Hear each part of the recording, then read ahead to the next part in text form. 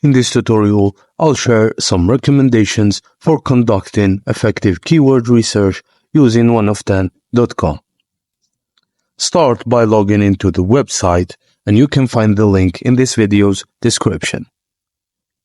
Define your target audience and identify relevant keywords that align with their interests and preferences.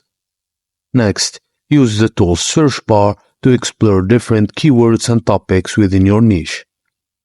You can also play with various filter settings to refine your search and uncover highly relevant videos, ideas to your niche.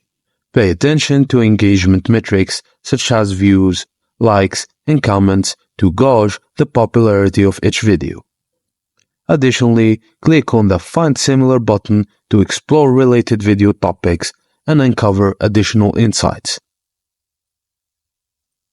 By following these recommendations, you'll be able to conduct effective keyword research and create engaging content that resonates with your audience. Thank you guys for watching. Please don't forget to like and subscribe for more.